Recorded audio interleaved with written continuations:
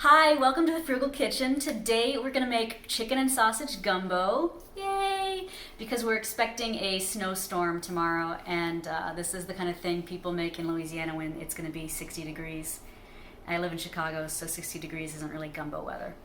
But I do make this all year long, so it does not have to be winter food.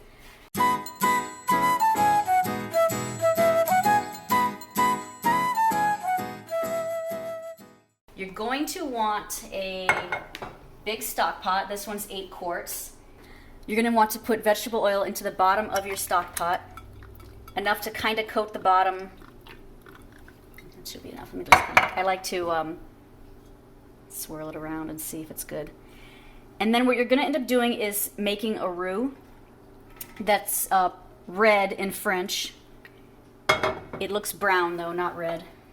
And you're going to essentially be heating up the oil in here to a very high temperature while browning flour in it to make a brown paste that you'll then add water to make the actual roux. Make sure you use a spoon or something that won't melt. I melted one of my roommate's spoons that was plastic once while cooking gumbo, and I never forgot that. So you're going to start with high heat.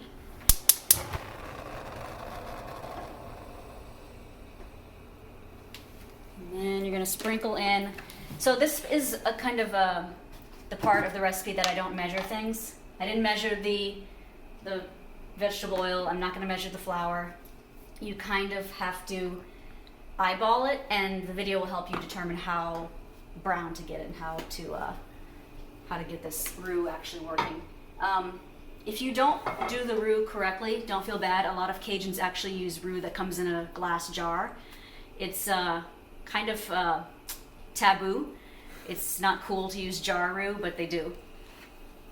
So I'm gonna let this heat up a bit, and then we're gonna just put in some flour bit by bit and watch it brown and see when it's ready to stop heating up.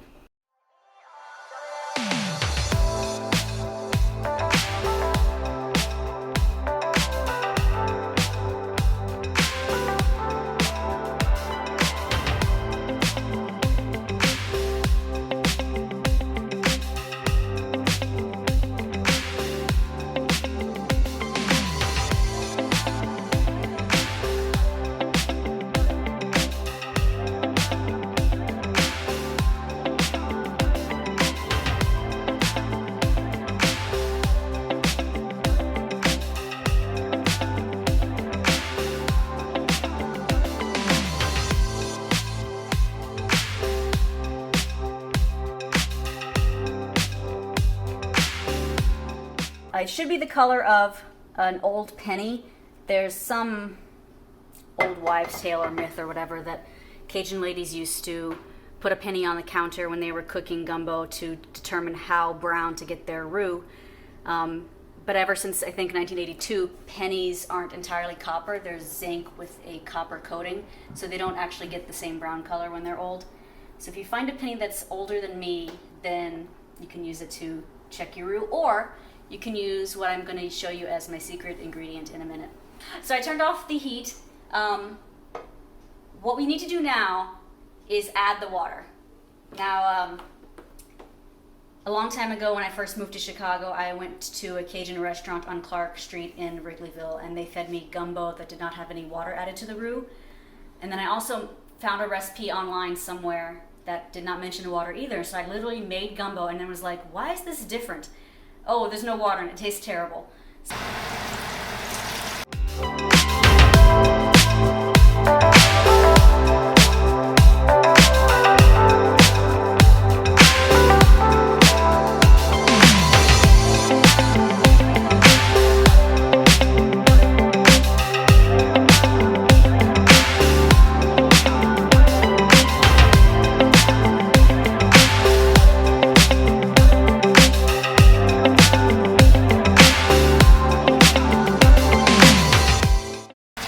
Added 2 cups of water already and broke down the flour, oil, water mixture so that it's not as separated. I'm going to add the rest of the water while letting this boil.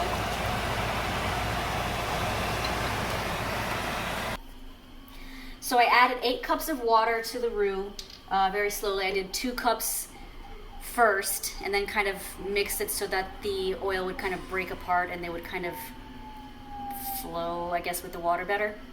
And then I slowly added the rest until I got 8 cups.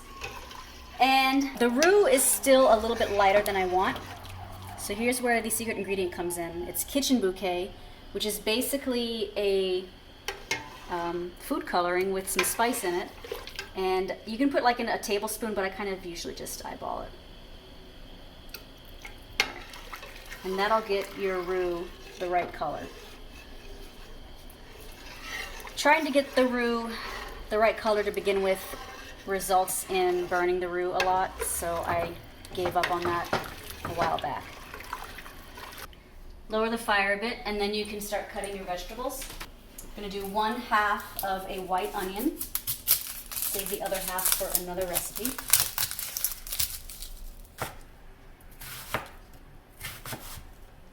If you haven't heard me say it before, I'll say it again for you.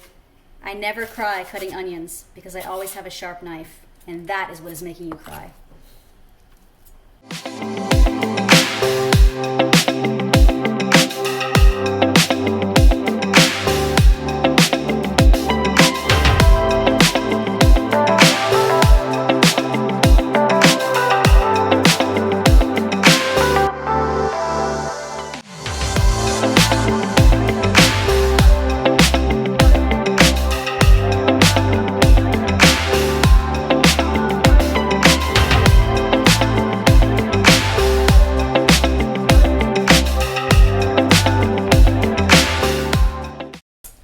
And then 2 garlic cloves or 2 tablespoons of garlic, Hulk smash.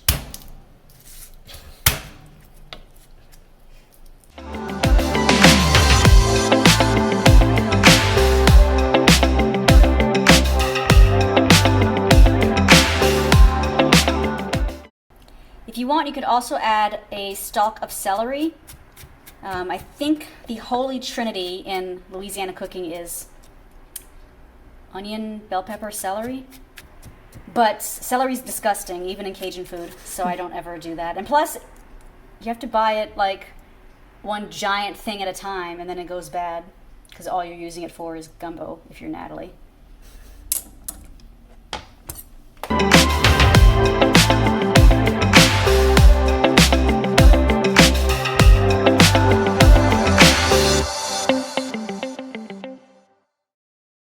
My recipe calls for 2 chicken leg quarters. I don't even know if I have 2 chicken leg quarters. So, what's this? Are these 2 chicken thighs? Okay, so I'll put 2 chicken thighs and 2 chicken legs in because I do have that. And then you let that cook, and then you debone it, and then you're practically finished.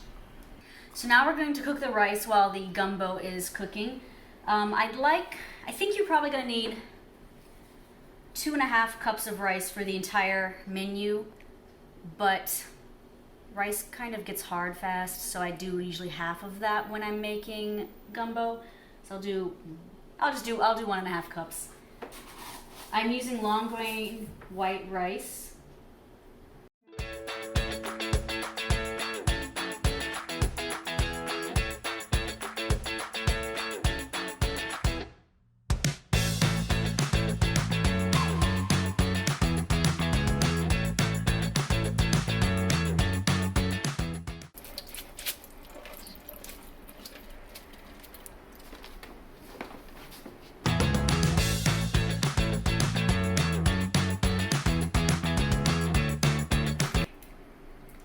Then add twice as much water as you did rice. So I'll be doing 3 cups.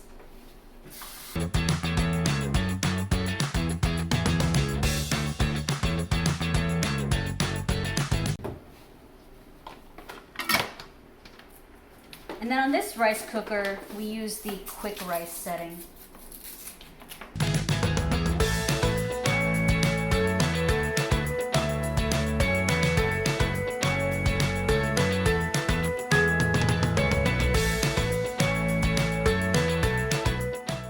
Now that the chicken is deboned, you're going to slice some beef smoked sausage. and then add that to the pot. This is 1 pound, approximately.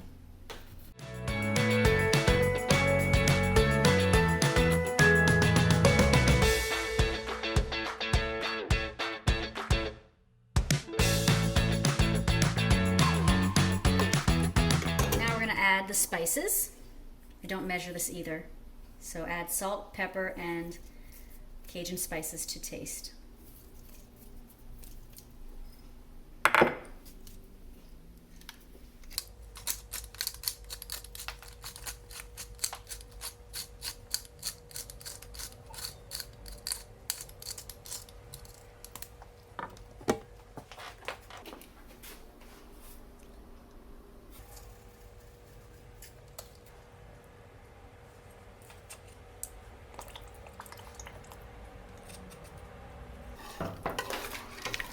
And then you can just let it cook a few more minutes. The sausage is already cooked before you add it to the pot anyway, so this is basically done.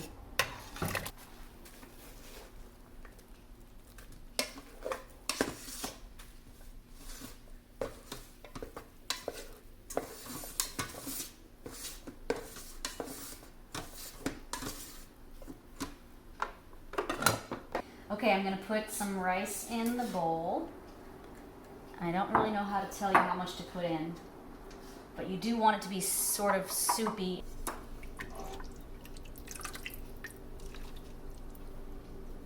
And then get roux by itself if you can in the next scoop. That's basically good.